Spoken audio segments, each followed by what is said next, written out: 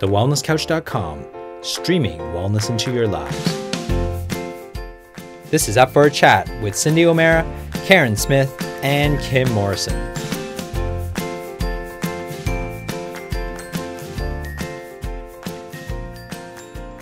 Here we are, up for a chat about the hottest topics that are important to you, inspiring you to awaken the change within.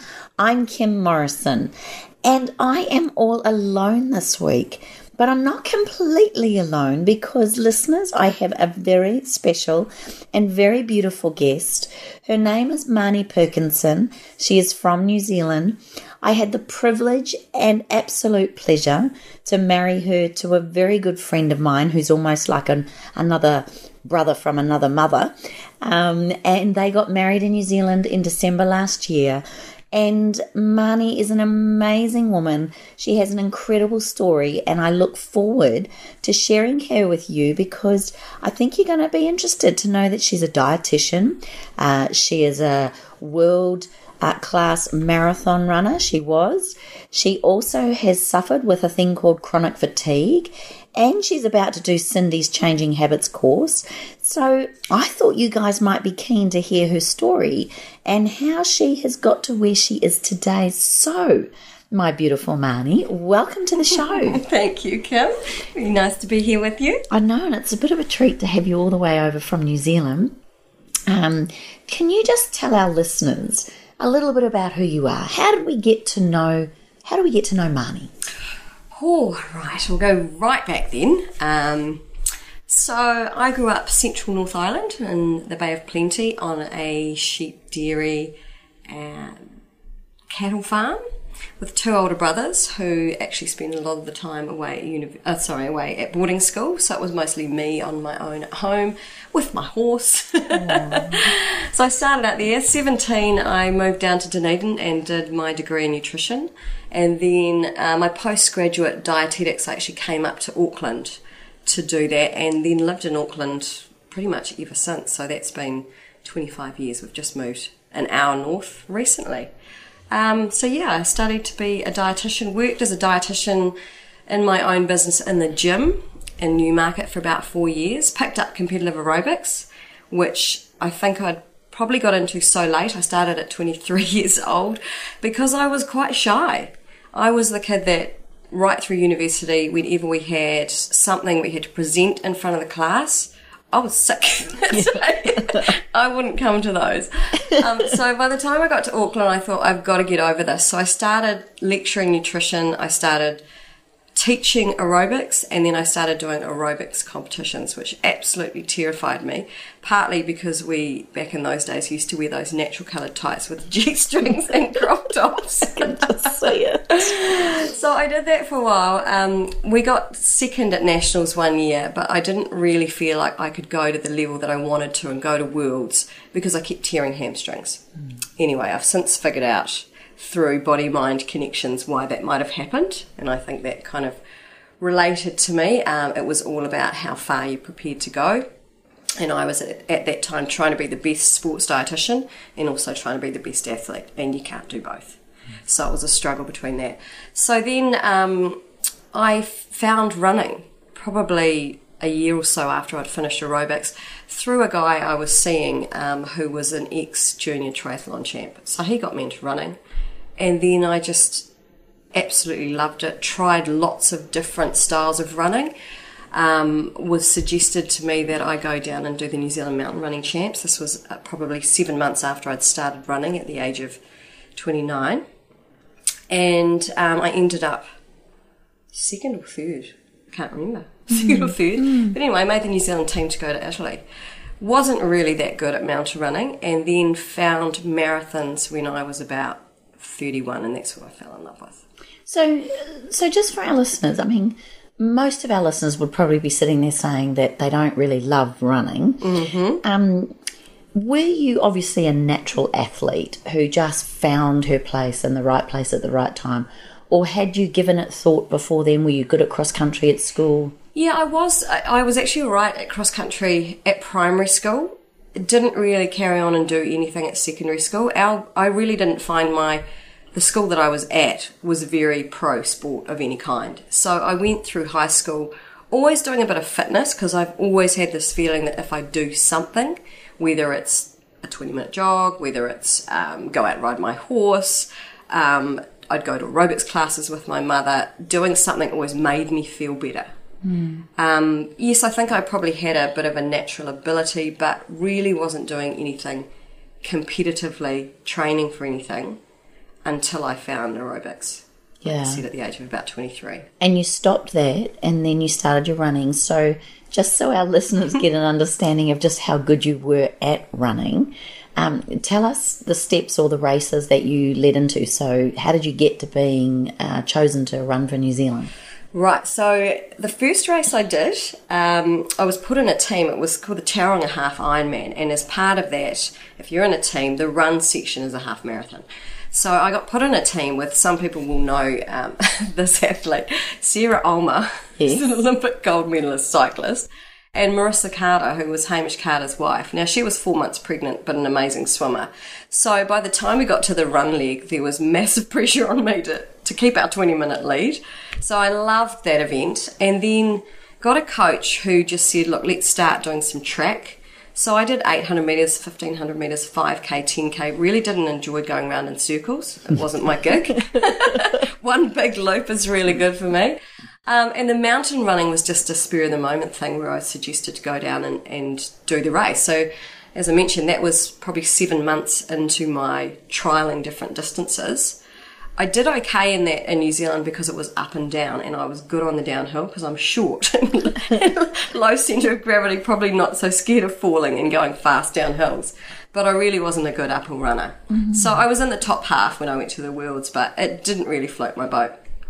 And then 2003, I came over, I think I was about 32 at the time, did the Gold Coast Marathon, and that I just was on absolute high. I was in the top 10. I ran a 2:48. I actually got some prize money, which I was astounded at. And I just thought, this is what I want to do. So I actually gave up my full-time job not so long after that and decided to focus on it and aim for the Olympics. Wow. And I think that's a journey in itself because, I mean, first of all, to find your passion and perhaps your talent so late for an athlete is something in itself.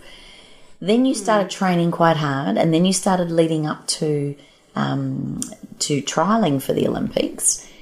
Tell us what happened next, and then how your body coped with this increase in training. My body, I mean, I'd done pretty well. So basically, I'd done that one race. I didn't do another marathon until the next year. I came back and did Gold Coast, and I cut off just over 6 minutes, so it was 2:41 something that I did. Let's just say that again. I mean, 2:41 for most people that run would probably not even be able to conceive what that is to run. But the top qualifying time for a woman for the Olympics, could you tell us what that kind of time is? Well, look, 2:42 back then was actually the Olympic B standard, but New Zealand kind of set our sights at aiming to be able to race and become in the top 13 at the Olympics. So the qualifying time they set for the Athens Olympics, which is what I was aiming for back then, was 2:37. Wow. So the next year, after doing that Gold Coast, it was almost a year again, I decided to go to London, because it was a really flat, fast course, good competitors, great conditions, and we sat with a pacemaker. There was a few of the Kiwis that went over there, and the pacemaker was sitting at 2:34 pace. And I felt fantastic. You know, I got to just about the halfway mark and then literally felt this sharp pain in my foot and kind of went, see ya, to Melissa Moon, who I was running with, another Kiwi that was a friend. I'm out. So what I realised after that was there's this thing called your plantar fascia. Didn't know anything about that. And I'd torn it through the race. So there was several years after that where I really had to learn how to manage my body being a runner, how to keep it strong, especially being an older athlete. And what I actually did find in the end was Pilates. And I started doing reformer Pilates about 3 times a week, and it really was the thing that got me through all of those injuries and made it right. So that took me from 2004 right up to 2008. I was with a new coach then. We were trialling a few different things. One of the things didn't work so well, and that was it was more like an Arthur Lydiard type program. and I think it was 8 weeks out from the race, we did a 48k up-tempo run. Wow. Which I felt fantastic for, and then hit the wall completely. Wow. So didn't run well at that race. I think it was another year after that. I'd got through a little bit of fatigue then, come right, and we'd cut back my mileage to help with the injuries as well. So we cut back from about 140k to about 110, which sounds like a lot now, but it felt so good at the time. And I had a 10k race when I was coming back, ran a personal best, won the race, and literally 2 days later got a virus, which was like a flu-type virus, and just got this incredible fatigue and muscular pain, as a lot of people do when they get the flu, but it didn't go. And so then I had a long period of time where I was trying to figure out what was causing that. Didn't seem to be a lot of understanding, apart from a physio that I was seeing, who was the head of AUT physiotherapy, and he said it sounds like something systemic, and I said that's exactly what it feels like. It's my entire body, it's my brain, it's my muscles, it's everything. I just, I What year can't was this, function. Marnie?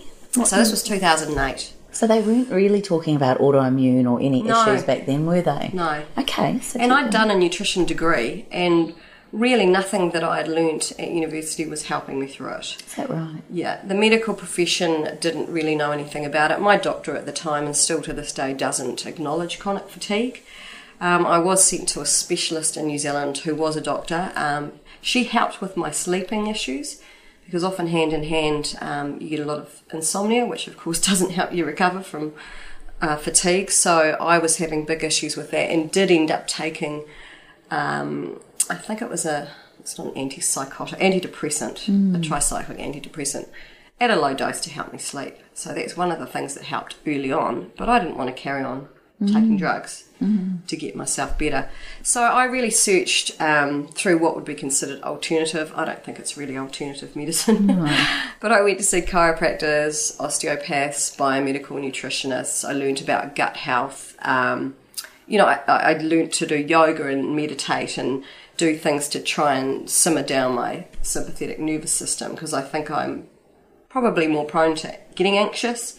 I was definitely getting quite depressed and frustrated for the fact that I couldn't figure this out. And in the back of my head, I still wanted to get to the Olympics. And even though I would have been 44 for Rio Olympics, to me as a distance runner, that was still doable if I could just get over this chronic fatigue. And you haven't, have you? I mean, you didn't completely fully recover. No. What has that done to you from a dietitian point of view, or a nutritionist, someone who, you made the comment, I should know what's happening, I should know it, but does it make you appreciate that there's so much we don't know? There is, and I think I really lost faith, I suppose, in nutrition for a while there, and I just gave up on everything. But recently, the more I've read and learned myself through different testing, through talking to people, is that there is all this new research coming out, and a lot of it is around, the health of the gut, genetics, and my diet it's almost been flipped on its head. So I was in that whole school of low-fat eating. I was living on a very high-carb diet. I had constant gut issues to the point where I had to go and get a colonoscopy, gastroscopies done. Nothing was diagnosed then. They said there was slight inflammation, but I didn't have celiac disease, so there was no problem. But I knew that, again, what I was eating was just leaving me bloated, feeling horrible. And the more I've looked into it, the more I feel like that's where everything probably first began. Through genetic testing, I've found out that I am in the bottom 10% of the population in terms of producing amylase, which is the enzyme that breaks down carbohydrates. So I shouldn't be eating loads and loads of carbohydrate. And naturally, when I listened to my body, I just started steering away from those things. So I don't eat grains now. I have very little carbohydrate in my diet. I have loads and loads of fat, including saturated fat, which again I never would have touched. And I've gone from the whole dietetics point of view, where we used to really look at nutrient breakdown. And when I say nutrient breakdown, it was really calories, low fat. I didn't care what the ingredients were. So I was having aspartame and artificial sweeteners, preservatives, colourings, who cares? You were looking at the nutrient breakdown. Now I look at the ingredients and I don't care what the nutrient profile says. Yeah, which is where it's a shame Cindy and Karen aren't with us, because they would both be saying right now, you're talking our language. And, someone like Cindy, who's been preaching this for probably close to 30 years and had people walk out of her lectures. Someone like Karen, who has biohacked herself, she's vegan, mainly through her ethical belief in the treatment of animals. And she's tried to biohack and test and see what she can do. And then I look at someone like you, who's qualified, who has gone into hospitals, who understands, and then on top of that, you're a top athlete, and you're still searching. So I always think our listeners to the show, like many people will say to us, where do I start, or how do you know, and what do you believe? Just recently I had an email from a lady saying, oh gosh, Kim, I've seen this article. My daughter's allergic, I thought, to dairy, so I had on coconut. Now I've just seen this article from the AHA, I think it's the American Health Association, that's come out saying that coconut oil's bad, that vegetable oils is the best. And then you've got these things of astroturfers and all these food companies that create scare tactics in order to keep their products on the market, I guess. What would your advice to someone who is realising their body's not at their healthiest? They've either got irritability, or they're completely exhausted, or they're moody, or they don't feel right. What would be the first step to you? Well, I think the thing that I've learned through all of this is that you've really got to listen to your own body. You've got to start taking a little bit of responsibility for it. And if you get an answer from someone that doesn't sit right with you and it's not working for you, then you need to keep searching.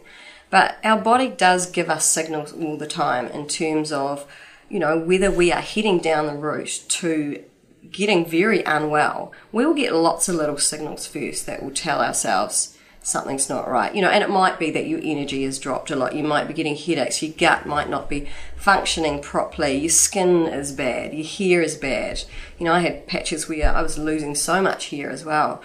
And it's just, I think, taking it a little bit into your own hands and not being afraid to go and see people that you might have thought were a little bit alternative. Because for me, I think it's, again, what I've learned is, what I will try, if something is natural and it does no harm, I'm going to give it a shot. Because what's the downside? And what works for me might not work for you. But there's also some really good testing around now. So if you can talk to an integrative doctor, and there's not a lot of them in New Zealand, but we're getting more, functional nutritionists, they really try and get to the root cause of the issue rather than just looking at symptoms and putting you into a box that way. And like I said, a lot of it seems to come back to gut health and what we're doing there. And again, what is a sensitivity to one person is going to be fine for another. So I've just recently had testing done which showed that a lot of these foods that I thought I was having that were really healthy, because they are for some people, potentially could be damaging my gut. So things like celery, I was juicing every day. Ginger, we all have been told to eat loads of ginger. Chili powder, cayenne pepper, mushrooms, avocados. So some of these functional tests that we can do now actually give us a lot more information about our gut health as well, whether we potentially have, increased permeability in our gut, so then setting up that whole autoimmune type conditioning, which they believe chronic fatigue might be linked to now. So, yeah, I think it's just listen to your body. Don't be afraid to get a second opinion, go see someone else. And if you can see a functional integrative type doctor, I would so recommend it. Do you think, though, for some people, when you say listen to your body, my teenage son said this to me one day, my body's telling me I need a Ribena and lemonade mixed together.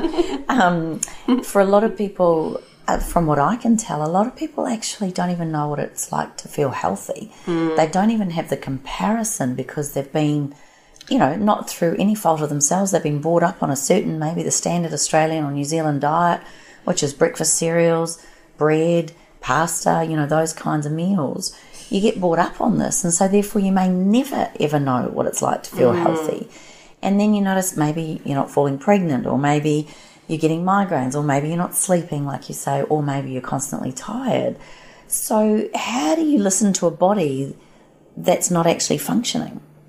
That's a really good point, and it's a really tough one, because I think from an early age I've always tried to do a little bit of self-analysis when it comes to not just food but around psychological things as well, reacting to certain things in life, and is it due to them, is it due to me, what am I doing, so a really hard one. I suppose one way you could look at it is, how do you feel when you go away on holiday? And then how do you feel when you're back in your normal life? Because most of us are just so used to working or expecting to work way more than 40 hours a week. And then also, especially often women, running the household as well. So what is considered normal these days is that we are always tired, and it's not normal. Energy levels to me says everything. If you are exhausted all the time, there is something wrong. And it might be food, it might be looking at the whole way you're living your life, the way you're reacting to stresses as well. Is there ways that you can manage better how you respond to things, because we can't always change the stresses around us, and we need some of those things. So it's a whole raft of stuff, but we shouldn't be feeling like that all the time. It's quite common, isn't it, though? Yeah.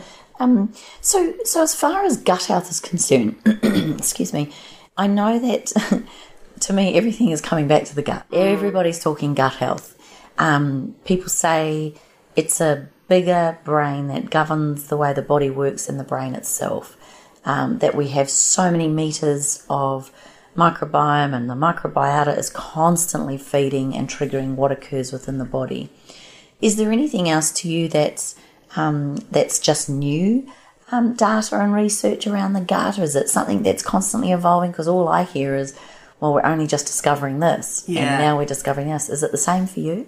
Absolutely. Look, I feel like I probably know 10%, 5% of the information that's around in terms of the gut microbiome, and it seems to be linking into, especially things like autism, ADHD, definitely the functioning of the brain, autoimmune type conditions, but you can just about say almost any disease known, as Hippocrates said, comes back to the gut.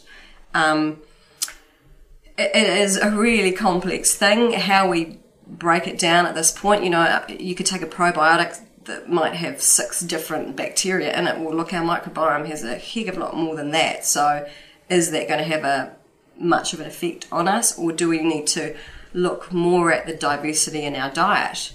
So I think a lot of people stick to similar foods, and they don't, change with the seasons. So the more we can really change up the foods that we're having and cycle what we eat, the greater the diversity in your gut microbiome, and that's really important. And then for parents, it's looking at those first 3 to 5 years of their kid's life, because that's when you really set up your gut microbiome. And they're finding now that things like, kids that are brought up in families where there's lots of children, or they're brought up in farming districts where they're basically around other bugs and dirt, Yes. that their gut microbiome is a whole lot more diverse. And better. And better. Ah. Yeah. Makes sense. Yeah, it does. I know. So all this, our parents' generation got very conscious around hygiene, and everything became sanitised. And that's done us a disservice in terms of our gut microbiome as young kids. And how we change that when we're older seems to get harder. So, yeah, like I said, still learning. So with your chronic fatigue, just to finish off your running, you didn't make it to the Olympics? No. What happened? So in 2008, after that flu virus, I basically felt really bad for a couple of weeks, and then tried to get back into training, and my body still wasn't responding. I still was feeling exhausted. I remember I was booked in to do another half marathon in the Gold Coast, so I flew over there, and I was too exhausted to do it.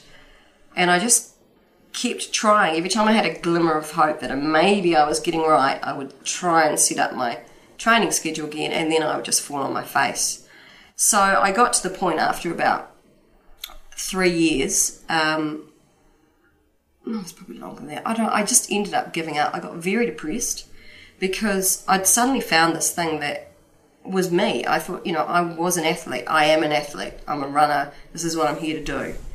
And I couldn't be that anymore, and I didn't know how to fix it. It wasn't like an injury where someone could tell me, these are the steps that you need to go through. It's going to take you 12 weeks or it's going to take you 6 months, whatever. I'll do it. I'll get there.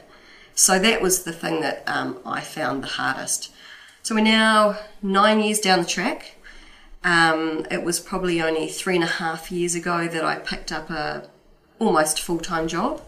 Before that, luckily, I was getting funded by a job where I worked 2 days a month doing TV commercials, and anything more than that would have been too much for me. So I've got better in terms of day-to-day functioning, but I still have a low tolerance to exercise. Is that right? Yet it makes you feel so good.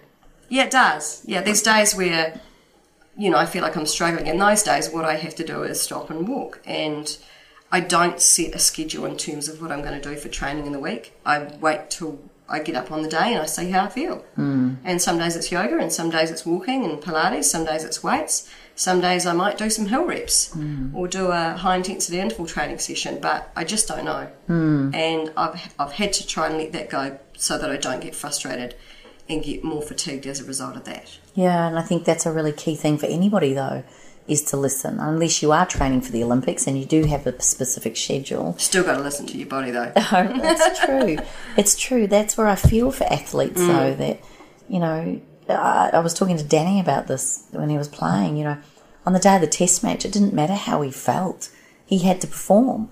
And if he didn't perform, you could put it down to how he felt, or you could say that there was something else wrong. But I just thought, well, you don't get to choose. I had many women when I was running go, oh my gosh, I got my period, or my period's due this day, and they found that a hindrance. Although when we started doing a lot of our long distance running, a lot of us lost our periods altogether. Right, yeah. So hormonally, I guess, exercise, there's good and there's not so good. You can do it and overdo it.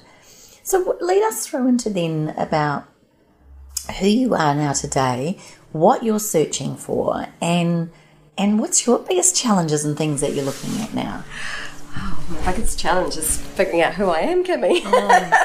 It's a very hard question. I love that, because most of us are doing the same thing, and it's okay. Yeah, totally. And I'm just, I am trying to figure out the things that now make me happy. If it's not going to be running, what are the other things in my life? And, and I've had to step back and go, well, if I was my best friend, I wouldn't be talking to myself like I have done quite often around the running.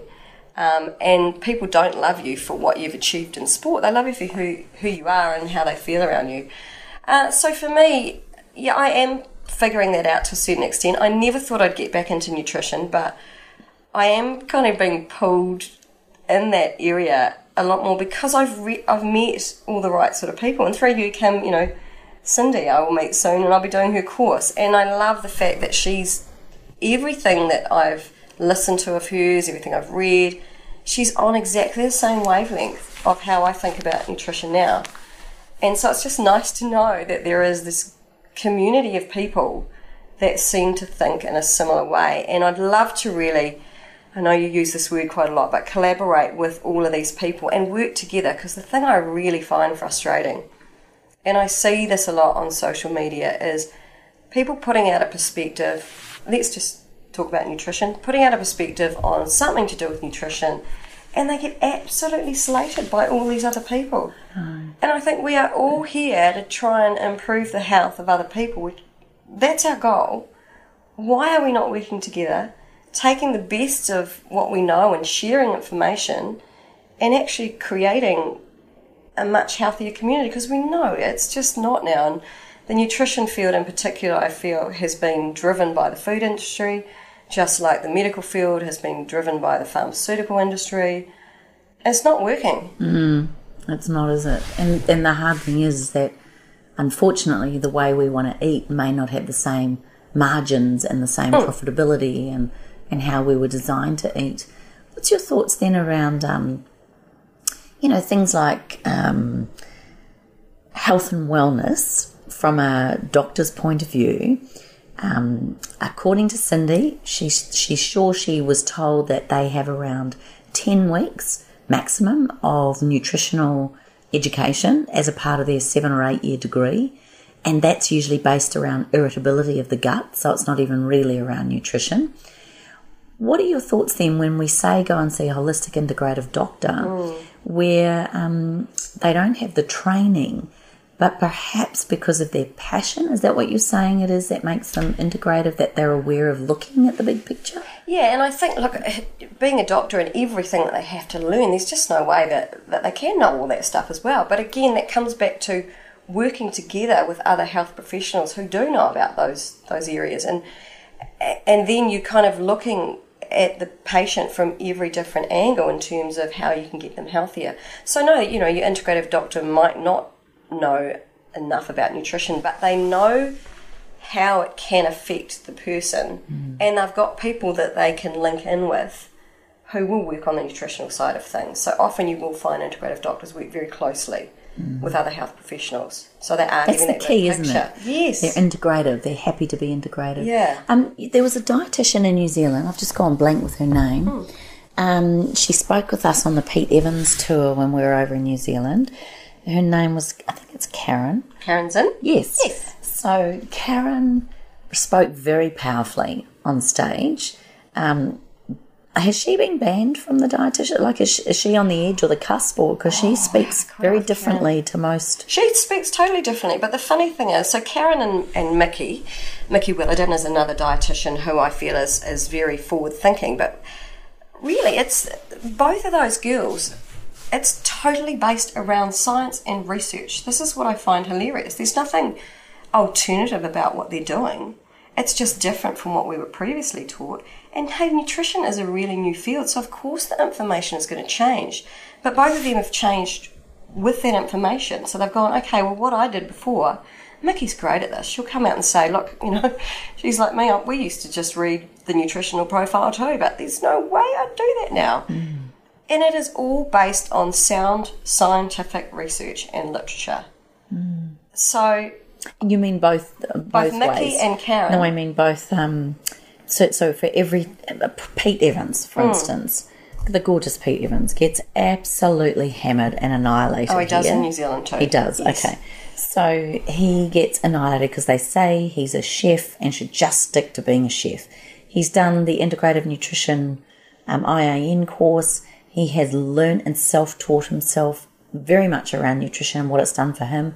He told me at one point when he owned all his restaurants and was working the restaurant and bar life that he probably drank more than enough during that period than would last most people a lifetime, which is why now he doesn't drink. Right.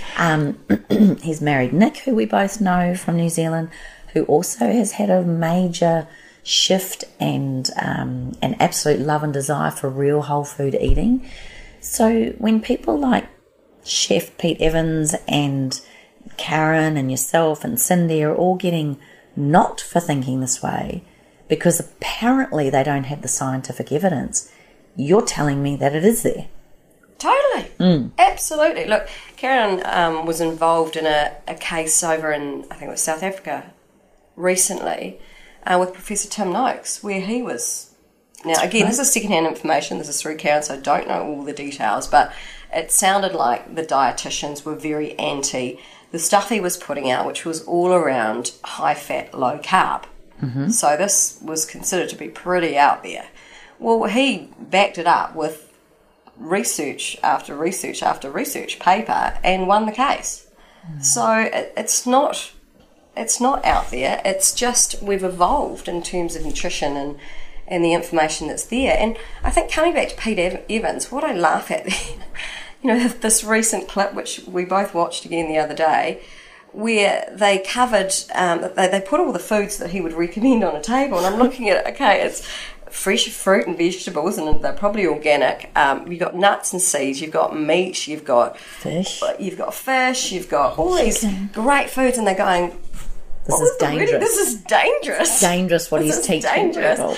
And I thought, he is actually teaching people how to cook from scratch, which is something that even I have to say I'm pretty useless at, and using whole fresh foods. Now, where is ever going to be the downside of that? If we look at what most New Zealanders and Australians are eating compared to that, it's just miles ahead in terms of nutritional value It's a bit All of like those foods. Jamie Oliver getting absolutely hammered in the States, trying to bring in real food into the tuck shops real and things. food. Who would do it? It's so dangerous. You just reminded me of something very funny. I think this is very funny, listeners, that we have a dietitian, a nutritionist. We have someone who's very passionate about food, but reckons she can't cook. I just think it's hilarious. I assemble. It's what I get some fresh raw ingredients and I put them together. I call it assembly. I can't really call that cooking. No, my husband is a very good cook. He will normally cook the meat portion of our meal, and I will make up a big salad. I do breakfasts, as you know. You do an amazing job. I just think it's hilarious that you don't find that you're a great cook. But that's the same thing for many people. They might love good food, but they might not know what to cook. Yeah. So would your recommendation on that be then? Like, what's the foundation for good eating to you? Like, lots of veggie, how many veggies at every meal? Absolutely. What's yours? Yes, that's what I try to do, is veggies at every meal. And look, we juice every day as well. We have a great juicer, a cold press juicer, where we will put vegetables through it. And it's pretty much all your non-starchy green vegetables. So in that alone, we'd probably get 4 serves of vegetables. We would then, on top of that, have mushrooms, kale, avocado, tomatoes, maybe spinach in our breakfast meal. So, by the time we've finished breakfast alone, we've probably had at least 9 serves of vegetables. And then we keep going. So lunch would be some more and dinner would be some more.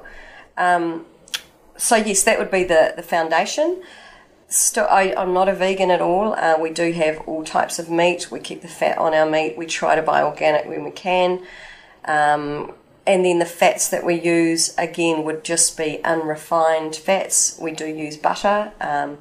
New Zealand, it's all grass-fed, so you don't have to go out of your way to get Quite a bit of grass there. Same with our beef, I find it hilarious when they advertise grass-fed beef in New Zealand. It's like, come on, guys, it's pretty much all grass-fed here. You can't charge extra for that. Chicken, we leave the skin on it now. We use coconut oil. We use ghee. Yeah, we use extra virgin olive oil. And we have a lot of these things locally. The other thing I'm very big on with gut health is having 2 or 3 serves of fermented foods a day. So we've got some beautiful kombuchas in Matakana. We have things like sauerkraut, kimchi. We use all those types of things. I've started to try and do some of these things myself, but my main issue is I'm really impatient. There's other things that I'd rather be doing. And yes, you have to spend a little bit more to buy them, but they're still just as good. And what's your favourite sweet treat? What does a dietitian like you eat? Do you know what? Until I came over here, Kimmy, I've given up anything sweet. Since I have gone high fat, low carb, I do not get the sugar cravings. When I was an athlete on a high carb diet, I literally would need to eat every 2 or 3 hours. And I would crave sugars, carbohydrates. When you don't have them, you don't crave them. Yes. You literally don't. But I do love Kimmy's. Kimmy's caramel slice. Oh, yes, the raw one. I love your cheesecake, which is all raw as well. But I wouldn't make them at home. No. Yeah, if I'm there and I start eating them, then I have a tendency to want them. If I don't have them there, I don't. Yeah, that's a pretty good way. I'll come to your house and have those. Yeah, this is your treat. And I only do that because of the kids. Yeah. Well, so she says. But it's beautiful, healthy stuff. It is lovely. Tell me then, as far as like your chronic fatigue is still an issue, how are you managing that? What do you do to look after you?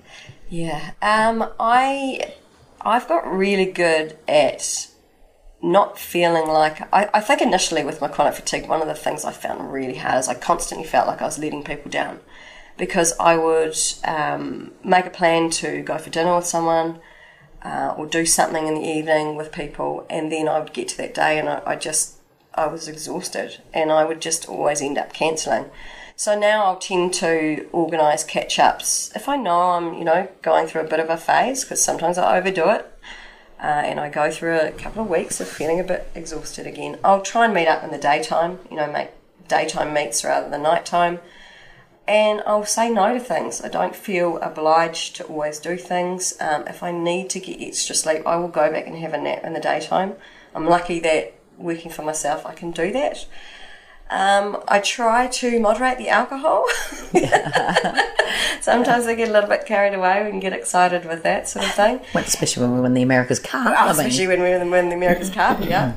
And I've learnt too, because I know my personality type is a type A competitive personality type, that I've learnt to do slow things, which I used to really struggle with. But when I do it regularly, like meditation, yoga, we've got lots of yoga studios where we are, but I've also done it online through Gaia, which I love. Those things really make me feel a whole lot better. Getting to sleep at a good hour. Yeah, I'm really sleep routines.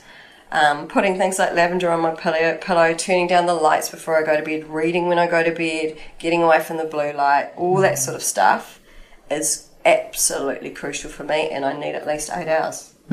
So I don't commit to at least, doing things with people really early in the morning often. Well, I love that about you, though, and I love the fact that you actually make it okay. And then the best thing is that people get the best out of Marnie when they get her, when you've allowed for that. So how do you work in then? You've now moved an hour north of Auckland. Tell us a little bit about your business and what you're doing, what your goal is. Right, well, what I've done is set up, my goal really is to work in the area of health and be able to do it from anywhere in the world, because I also really love travelling, and in a few years' time we'll probably be doing a little bit more. So I've set up a business called Perky, after my last name, Perkinson, my new last name. I love it. And obviously based around energy, because having had chronic fatigue for a period of time, I know firsthand how it affects every aspect of my life. Right through, relationships, libido, work, socialising, how you feel about yourself, just everything. Your mood, whether you can see things through positive eyes or whether you start to get quite negative about things. So I think the best way that we can tell if we're not right is our energy levels. So Perky is around nutrition advice, it's around exercise advice and lifestyle that will help people to be their most perky. I've also got affiliates with certain products that I really believe in. I have worked on a TV shopping channel before, and one of the things I really didn't enjoy is sometimes pushing products I don't believe in. So all of these I've used, I've trialled, I know they're fantastic, there's often science to back them up. So I feel really good about being able to help other people to use some of these things that will help them to be a little bit more perky in their lives. Yeah, and also it's nice to have someone like you that has done the research, has looked around, and it's nice to go to one place. Tell us the website. So it's perky.nz, perky.nz. So perky.co.nz. No, just .nz. Oh, .nz. Yeah. Okay, so remember that, listeners. Perky.co. No, go. Perky.nz. That's the new one. Okay. Yeah, it's a new one. Very cool, very cool. And you're also about to enrol in the Health and Lifestyle Education program. So I think it's extraordinary that you're going to do both Cindy's and mine, which is kind of like the inside and the outside story at the same time. So, you have become very conscious also with your chronic fatigue around environmental pollutants and chemicals and things like that. Was it a quick wipeout for you when you started realising that, or was it a gradual, I'm not going to use that anymore? Yeah, some things just an utter wipeout immediately. Yeah. Other things, gradual. I mean, things like skincare and makeup and all those sorts of things. Yes, I really want to go natural. Sometimes I've trialled things and then not liked it, and then I've gone back to the old one and then gone, I just need to try some new ones. That's been a little bit of a process. Finding, also cleaning products that weren't ridiculously expensive, because often the natural ones really are. But that's what I'm really looking forward to with your course, Kim, is being able to make some of these things up myself and actually help other people to, find really easy ways that we can do this at home. Yep. You don't have to spend a fortune. They smell incredible. Yep. That's such a nice thing with the oils. Yeah. I agree with you. But that you just brought up a good point. When we, something that's not so natural works so brilliantly as we think it does, then to find the alternatives. And I've done the same, spent a fortune on products or things that I've taken home only to discover that it actually makes your hair really limp, or you notice your skin's now got a bit of a dry thing to it. So are there any daily rituals that you do, either as you're adapting to new products or things that have supported you on a daily basis, like body brushing or, like you said, lavender on the pillow? Like, are there certain things that you do on a daily basis? Yeah, on a daily basis, and I've started adding my essential oils to this. Actually, I've been doing this for a few months now. I would always, now, I know you call it body boosting. I've kind of been doing a similar thing, I suppose, myself. So I will have a natural oil base that I've put, and I've often been using frankincense in it. Now I've been adding peppermint and lavender because those two in your course were just amazing. And I will just put that all over my body and then smell it on my hands and say an intention for the day. In terms of the body care as well, I've always used an exfoliant that I'll do once or twice a week, whether it's the brush or whether it's gloves that I use. That's another thing. I exfoliate my face with a natural enzyme exfoliator every week. I've kind of had rituals around skincare since, to be honest, I was probably 13 years old. Yeah. So I've just added things to them, taken things away as I don't like them. Yeah, I'm a bit of a rituals person when it comes to those sorts of things. Nice, actually. Yeah. And do you find that, what's your go-to when you are stressed? Like, what do you, if you've been full on or you can't make a decision or life's busy or you're just challenged, what's your go-tos? My go-to, I tend to kind of spend some time on my own. And I'll sit down, I often write things down in terms of how I'm thinking and how I want to feel. Reading is a really good way to chill myself out sometimes, but I definitely find getting out of my head and putting things down on paper helps me to get a little bit clearer picture, because my mind goes all over the place. I understand how you feel.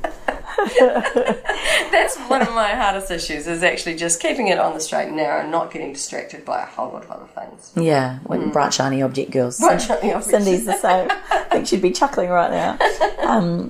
So Cindy has just been over to America, which is why she's not here, and Karen's been away as well. We're all getting busier and busier, which is why it's getting harder and harder to get us all together. But Cindy just happened to have completed her TEDx talk, I know, amazing. which we got to watch together. So cool. Is that another ritual of yours, any certain books or looking at TEDx or podcasts? Is that something that's popular for you? I have done in the past, to be honest, not so much lately. Because you're studying so much. Yeah, well, I am. I'm kind of always reading. Like Alan, my husband thinks I'm just on the phone looking at Facebook. I'm reading article after article after article around. Well, there you go, guys. That's what we can say we're doing. I'm not on Facebook. I'm reading a really important research article. Well, I am, but it took me to another website off Facebook so I could read that article. So sorry, yeah, what was the question again? So, is it around, do you like TEDx talks? Like, what are the things that inspire you? Certain books, readers, people? Though these days, the books that I read are more just to wind me down, so I try not to read anything that's too stimulating. But, in the past, I've read a lot of biographies. I find people with big dreams and different ways of doing things and just living the life that they want to always really inspires me. And I think that started from way back when I was a kid, just looking at what my brother did. So he's always been one of these people that doesn't go with the flow. You know, his first job, well, not his first job, but he spent a long period of time working on boats where he only did 6 months of the year working and the rest of the time was travelling. Nice. So, yeah, people that just find their own way and find their own path, and reading biographies about them I find really inspiring. Yeah, it's nice, isn't it? And tell me, you are now married, not even for 1 year. No, how is married life? Your first marriage too. People expect at my age it must be my second. I know, it cracks me up. But how is married life? It's fabulous. It's really good, and I'm kind of lucky that this is, I don't know whether this is a bad thing to say, but I've never wanted to have kids of my own, and so I suppose I've never felt this pressure that I need to find a man now and settle down and have babies. So it took me till I think I was 43 when I met Alan, got set up on a blind date, to then, because I always knew that it would feel right. It would just be, this is the guy, and that's exactly what it was like. So, yeah, it took a wee while, but I'm so glad that I waited till I found that person. It's a really good point, actually, isn't it? Don't settle for anything other than what you are. Karen never had children either, and I look at her as someone who's so inspiring and still has incredibly beautiful mothering, nurturing qualities. You've got 3 stepchildren. I do. Who are way taller than me, all of them. Honey, it's not hard. Tell me, if I could wave a magic wand, what would your dream for either yourself, your family, or the planet be? Where are you at with that? Look, I think for family and friends, it's all about health. I want everyone to be healthy and happy. I know that's my strapline for Perky, but it's very hard to really have a great life if you don't have your health. It's absolutely crucial. And then when you've got that and you've got energy, then you've got more to give to everyone else, and then you make everyone else's life a whole lot better. So yeah, it's health. It's health and wellness and happiness for my family. Yeah. I think it's a beautiful thing, and it seems such a simple thing to say, but it's actually one of the most profound things that we find ourselves working for or working towards. Sometimes I think we forget the little things in life, the importance of just putting bare feet on the sand and acknowledging things like as simple as that, or watching someone giggling and laughing, or seeing a funny movie, or we've had a ball this week with you staying here. And I crack up every time we think of Hunt for the Wilder People, and it's just our little, no child left behind. I think laughter is a really big thing, isn't it? Girlfriends and connections.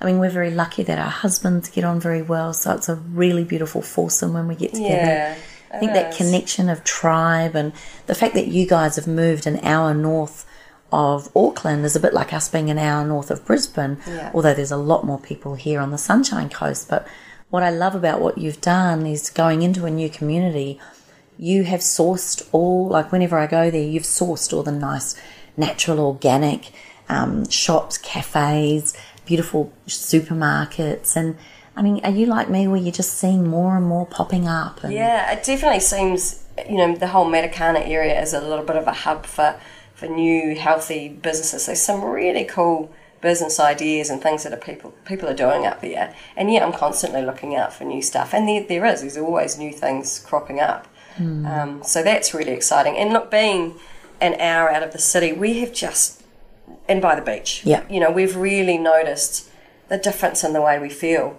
My husband, his blood pressure was going right up in town, and it was really just from the stress levels.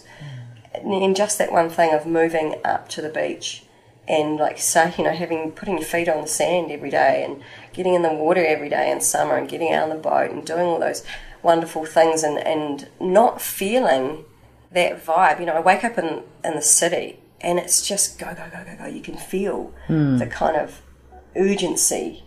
It's kind of cool when you're young. Yeah. Like I look at Taylor and Jacob Hale, and they're in the city and they're loving the life and I remember that feeling when I was young. But I think there's a reason why as we get older we pull away from that, and that's probably because we're exhausted from raising those kids, I'd just say. But from your perspective, is there anything that you feel is important for women in particular, around relationships, around self-care, around self-worth, that you have noticed, particularly around women acknowledging or not acknowledging? Is it time for women to get back to really believing in it? What's your thoughts around women? Oh, see, this is, I've had this discussion with you. This is a tough one for me because I think I've always been pretty good at self-care. Now, some people have called that selfishness, but I've always thought I've got to be true to myself and I've got to do the things that make me feel healthy and happy. And if relationships in the past that I've got into where I've stopped doing those things, I have come out a not particularly nice person. But I think so many women are not like me, and they do have families that their priority is always to the child first or to a partner. Like even my mum, who was nursing my dad with cancer for 4 years, and she made the comment to me the other day that she doesn't feel that she's really looked after herself since then, because the care was always on someone else. But that generally is a woman, and that's what I see. And they just run themselves into the ground, and then... Do you think it's martyrdom? Like, do you think it's possible to be a mother from an outsider looking in? Is it possible for a mother to do self-care? Well, I think so, but again, because I'm not in that situation myself. I'm a part-time stepmom. I know, but I think sometimes when you have an outside... Like, I don't know, I notice now that I'm older, my children are teenagers, and I look at some mothers... And this is no disrespect to them, because we're all doing the best that we can. But it's almost like we become a martyr to it, because we think, oh, no one else is going to do it. No one else will do it for us. Or on top of that, we find that it's almost expected of us to be fully go, go, go. So one of the things that I learned, particularly when my children were young, is I certainly was very blessed to have a mum that allowed us to go for a date night every now and again. Hello, Misha. We were allowed to go on a date like, once a month, or we created some space and time for us, or the kids, as they got older, learnt that Mummy would have a 10-minute bath. And sometimes I think women think that taking time out has to take a lot of time, but I'd like to encourage women that just even sitting there and having a glass of kombucha while the kids are running rampant sometimes is a great way. Just, it's micro moments of self-care. Yeah. Would you? Yeah. And it is that. And I think a lot of people a lot of women see self-care as, well, maybe at the end of the year I'll go on a holiday and I'll take 7 days off or something, but the kids will probably be with them then too. But they don't do it on a daily basis. And actually looking after yourself, it should be sometimes several times a day you just stop and you take a moment and you do something for yourself. It shouldn't be all banked up to, the end of the year. And often at the end of the year you're so exhausted, you go on holiday, you relax for the first week, then you're sick. Because you've just relaxed. Yeah. I agree. Is there anything else you'd love to tell our listeners about what you're doing, or any advice that you'd have? Because I think it's extraordinary that as a qualified dietitian, you are now about to do Cindy's course. You're also doing my course on self-care, even though you're good at it. So you're both good at being a dietitian and you're good at self-care. You're extending yourself to learn more. Can you tell me why? Yeah, well, a lot of that, I think, Kim, with your course that I'm really interested in is around the essential oils and using something that's plant-based and natural to replace so many things that are in our households right now. So cleaners, for example, skincare products that are chemical, using it for first aid type things, using it to help you sleep. If I could get rid of our entire medical kit, and I believe in medicine, I believe there's a place for medicine, and especially in emergency medicine. Absolutely. But I just don't believe that what we stock in our houses should be our first line of defence. Having, essential oils that we can use when we've got a cold and to clear out congestion and all those sorts of things, and to help with headaches. I want to be able to have formulas and to use those first. So that was one of my really strong interests around doing your course as well. And then, of course, all the natural skincare and just learning more about that. But having sat in on your graduation weekend, what I also really loved and why I want to do it is it's a self-exploration type thing. And I've changed so much through this chronic fatigue that there were times where I really didn't know who I was. And it's just getting reminders about who you are, learning more about yourself with personalities and how you deal with things and how to create better relationships with other people. I love all your personality mapping and things that you do there. That's what I'm really excited about doing. It's just a big refresher, and then a whole lot of new learning about natural, chemical-free living. And then Cindy's? Cindy's, I have been trying to find a course in New Zealand that can upskill me and get me up to date with all the research that's come out, but it is not along the lines of the nutrition I learned at university. That's not what I want to do, and it's been really hard trying to find something. So when you put me onto Cindy's course and I started watching some of her things, the fit is just perfect. So I'm really excited to do that. You are so going to love her. And then you're going to love to meet Karen when you meet her and understand all the beautiful things that she teaches. I think it's a real privilege. And you know what you inspire me about is the fact that you are someone who wants to keep learning, but you're also very willing to share the knowledge. I encourage you all to go to NZ. I encourage you all to follow her Instagram page, which is PerkyNZ, and she does some great posts on there. There's a strutting poodle at the markets just recently, yes, there is. With her Clax cart. I think the other thing about you, my darling, is that you make people smile. You're a beautiful looking woman. You have an amazing body. You're incredibly stunning. You are.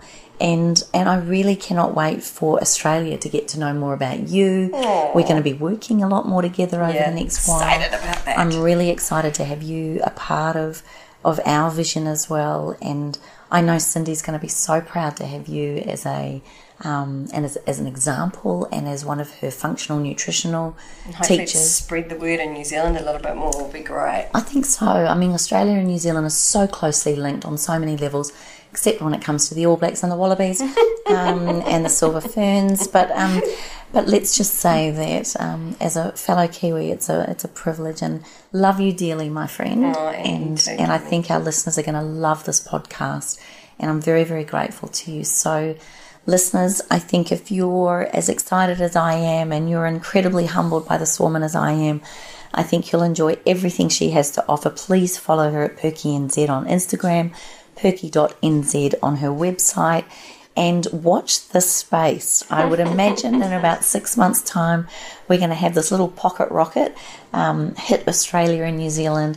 And if you've got any questions for her, don't forget to go to our Facebook page, all the W's, facebook.com/up-for-a-chat. Don't forget to also go to the wellnesscouch.com/up-for-a-chat. Please don't forget to give us a 5-star rating, even if you don't get to hear all three of us all of the time. I think you can see that we're all still very strongly connected and have a huge love and respect for one another.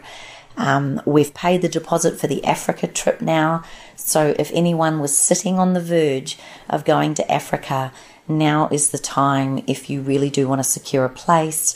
And of course, don't forget New Zealand. We are all super pumped and charged to go hiking in New Zealand at the end of October this year.